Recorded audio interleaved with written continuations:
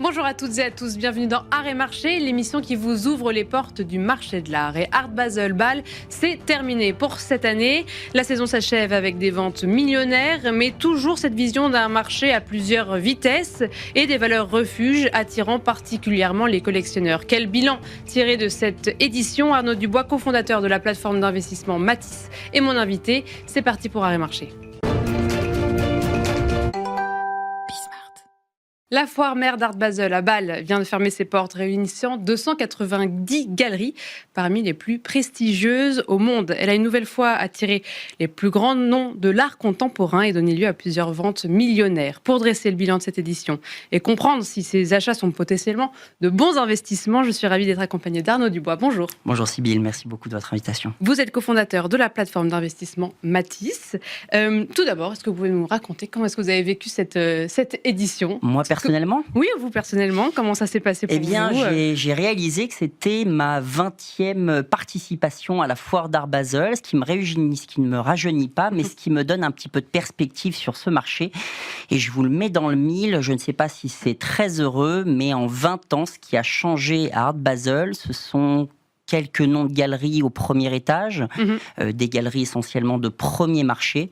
Les noms des galeries au rez-de-chaussée n'ont quasiment pas bougé.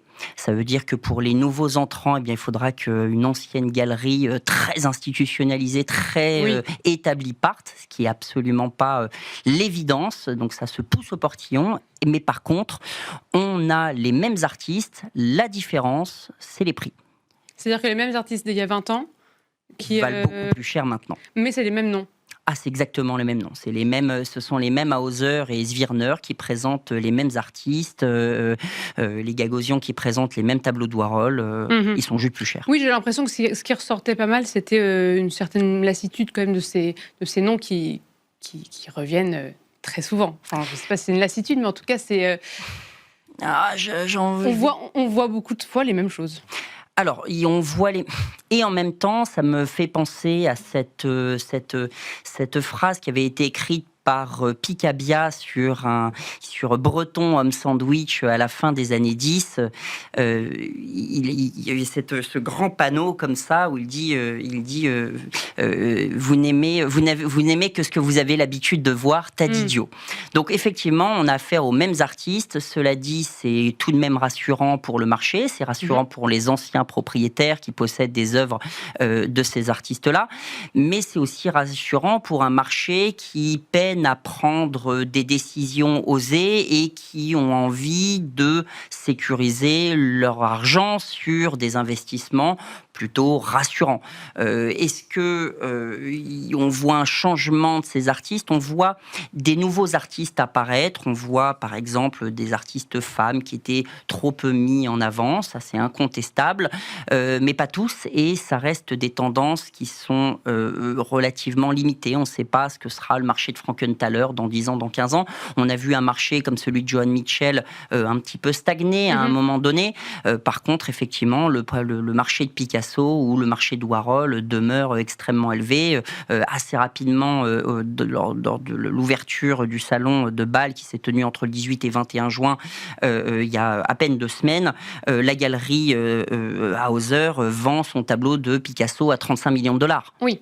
On va revenir sur toutes ces ventes et l'analyse autour de ça. Juste pour revenir sur justement cette nouveauté, est-ce qu'il y avait quand même dans les artistes un peu plus émergents, même si ce n'est pas le cœur de votre métier, est-ce qu'il y avait des styles, des esthétiques qui vous ont marqué, qui pour le coup étaient un petit peu différentes des autres éditions? Alors, si on revient sur le marché, on va dire qu'on a un marché en alter, comme disent les Américains, un marché en alter qui montre d'abord un marché très solide, qui est celui qu'on évoque assez régulièrement ici et qu'on a l'habitude de voir, celui qui est relayé par les journalistes, par les médias, un marché à plus d'1 million de dollars. Et celui-ci est rassurant et il est très présent. Et c'est probablement celui qui donnera le ton à la croissance du marché lorsqu'on regardera ces chiffres dans les mois à venir. Ensuite, il y a un autre segment du marché, celui entre 25 et peut-être 100, 150 000 $, qui a repris un petit peu de poil de la bête. Et ça, c'est plutôt rassurant parce que j'aime bien dire que un tableau de Warhol ou un tableau de Picasso, avant d'être au MoMA, les Demoiselles d'Avignon ont valu quelques centaines, puis milliers d'euros, etc. Donc, on a absolument besoin d'avoir ce renouvellement. Ouais, c'est incontestable. Oui. Alors, on a eu déjà les artistes, j'allais dire, noirs américains, on a eu les artistes femmes. Globalement, les artistes femmes j'allais dire, regardées par le marché, demeurent une constante. Aujourd'hui, il y a un réarbitrage chez ces artistes-là, et c'est plutôt une bonne chose. Et donc là, vous aviez commencé à nous parler de ces ventes millionnaires, donc celle de Reuser und Wirth, le Picasso, 35 millions. 35 millions de $, mais ils avaient également un grand Richter sur leur mur qu'ils ont vendu 20 millions de $ assez rapidement. Zwirner a réalisé 57 ventes pendant la foire. Et ça, c'est qu'à Bâle qu'on peut avoir ça? Ouais, c'est qu'à Bâle. Ça, c'est la magie de Bâle. Alors, Bâle, il y a le Bâle Basel. Il y a évidemment, vous savez que la foire de Bâle a des éditions à Paris, désormais à Hong Kong et à Miami. Toutefois, Basel, à Bâle, enfin la foire de Bâle à Basel donne le ton du marché de l'art, c'est incontestable. On n'a pas encore suffisamment d'œuvres à plus de 20 ou 30 millions de $ à Paris ou à Hong Kong. Aujourd'hui, en Asie, on a un marché qui est plutôt un petit peu plus morne. Et puis, ce qui est intéressant de voir aussi, même à Miami, on les a pas, alors que les collectionneurs sont américains. D'ailleurs, les collectionneurs asiatiques et les collectionneurs américains étaient les grands absents de cette édition, qui était profondément européenne, et c'est tant mieux pour nous. On a aussi un signal de marché qui montre que le marché de l'art fonctionne très bien avec les États-Unis, avec l'Europe, sans les États-Unis, avec un euro fort. Et l'analyse aussi qu'on peut en tirer, d'après ce que j'ai compris, c'est des œuvres artistes historiques, donc valeur refuge, c'est ça qu'on en tire la grande conclusion de cette édition. L'argent coûte cher lorsque on veut pas prendre de risques. On a plus intérêt à acheter un tableau de Warhol ou de Picasso. Alors évidemment, pas n'importe quel tableau de Warhol, pas n'importe quel tableau de Picasso, mais on a plus intérêt de dépenser 2 millions d'euros dans un artiste et dans un marché qui est clairement établi.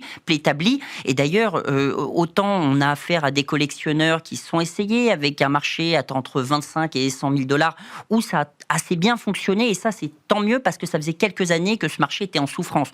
Toutefois, le marché à 100 000, 150 000 jusqu'à 500 000, 800 000 $, aujourd'hui, est morne.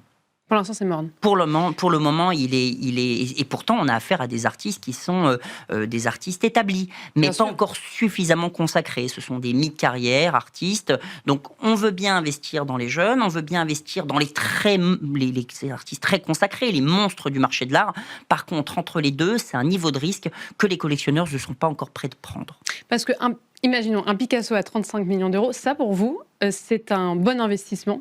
Alors, c'est toujours la même chose. Quel Picasso? Ici, on avait affaire à un tableau qui montrait la filiation directe avec Manet, ce déjeuner sur l'herbe, etc. C'était un tableau des années 60, si ma mémoire est bonne. Oui, 63, voilà, le peintre et son modèle, 1963. Le peintre et son modèle, 1963, à 35 millions de $. Alors, je peux vous donner quelques insights du marché pour avoir été sur place et avoir eu l'occasion de discuter avec quelques collectionneurs.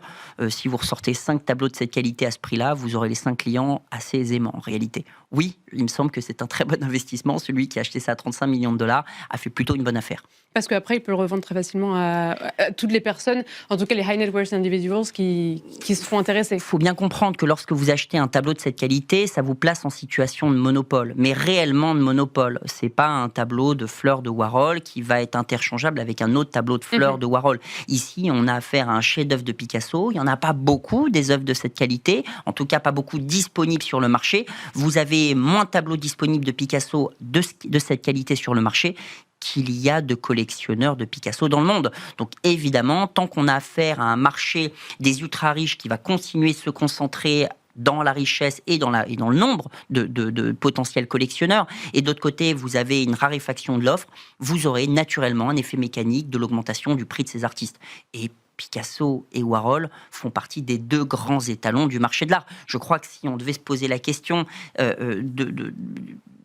où sera ce marché dans 50 ans, dans 100 ans, dans 200 ans. Si on devait regarder ça avec du recul, de se poser la question qui sont les grands artistes du XXe siècle, je ne doute pas que Picasso et Warhol soient les deux derniers qui restent. Parce qu'aujourd'hui, qu'est-ce qui fait pour vous un bon investissement? Parce que c'est vrai que 35 millions, ça touche quand même une partie de la population qui est vraiment très fine.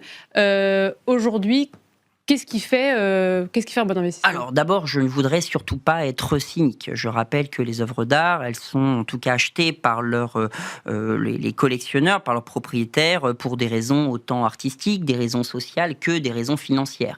Et l'un ne se vaut pas... Généralement, on essaie d'allier les deux. À un certain niveau, oui. À un certain niveau, je ne doute pas qu'on souhaite allier les deux. Mais une œuvre d'art à très haut niveau vous donnera un statut social que personne d'autre ne pourra avoir, avec autant d'argent du monde. Personne n'aura un deuxième tableau de Léonard de Vinci ou de Caravage, si vous voulez. Il n'y en a pas beaucoup disponibles sur le marché. D'un autre côté, quand vous achetez une œuvre dans un budget qui va être plus raisonnable et que vous avez les moyens de le faire, finalement, de savoir si l'artiste a augmenté en termes de prix ou pas, c'est pas votre sujet principal. Vous avez un travail vous faites presque un travail, vous voyez, de collectionneur qui est de promotion de l'artiste, et puis ça vous plaît, etc. Effectivement, lorsque vous vous intéressez à l'œuvre d'art pour des raisons qui sont plus financière, vous envisagez ça comme un investissement. Donc vous posez raisonnablement la question de la sécurité de l'actif, de sa liquidité ou de son potentiel de rendement. Là, vous allez chercher le plus de sécurité, c'est incontestablement vers des artistes qui sont consacrés par l'histoire de l'art. La liquidité, vous allez la chercher sur des œuvres qui sont assez représentatives de ces artistes-là. Et puis, on a évoqué par exemple les fleurs de Warhol, qui sont, vous voyez, il y a plusieurs centaines de fleurs de Warhol. Donc une fleur vaut une autre fleur qui vaut une autre fleur. Et puis la performance, vous avez deux façons de la générer dans ce marché. Soit vous spéculez sur les marchés à venir. Lorsque vous êtes propriétaire d'un tableau à 35 millions de dollars de Picasso, on peut espérer qu'il y a plus de demandes que d'offres. Et donc, potentiellement, si vous avez les reins solides, vous pouvez tenir cet investissement et le tenir longtemps et en faire une plus-value au moment de la revente. Par contre, vous avez aussi une autre façon de faire, qui est celle qu'on a chez Matisse, c'est de battre le marché à l'acquisition. Et une œuvre bien achetée, c'est une œuvre bien revendue. C'est ça la règle d'or. Il nous reste que quelques secondes, mais à part, quelle bourse il faudrait avoir du coup? On parle de bon investissement à partir de combien? Est-ce qu'on peut faire un bon investissement, en tout cas, à n'importe quelle bourse? Alors, si on parle purement financier, on va le comparer par exemple à du private equity. Si vous investissez 10 000 € dans l'œuvre d'un plus jeune artiste, vous prenez un niveau de risque qui est très élevé avec un potentiel de gain corrélé à ce niveau de risque. Mais la plupart du temps, c'est pas comme ça que ça fonctionne, ou en tout cas, vous êtes content d'avoir votre tableau sur votre mur. Je crois que vous avez interviewé il y a quelques jours Harry Finance qui nous ont parlé de la liquidité dans le marché de l'art. Ici, on aura affaire à un marché où il n'y aura pas de liquidité. Très très peu de liquidité. Par contre, vous aurez la possibilité, à partir de quelques dizaines de milliers d'euros, d'acheter des petites œuvres de grands artistes. Ou bien, vous investissez dans Matisse et à partir de 20 000 €, vous faites vous investissez dans des sociétés projets. Et à partir de 20 000 €, vous pouvez avoir un bout de Picasso. Merci beaucoup Arnaud Dubois. Donc, je rappelle que vous êtes cofondateur de la plateforme d'investissement Matisse. Et merci à vous tous et tous de nous avoir suivis. C'est Arrêt Marché. Merci.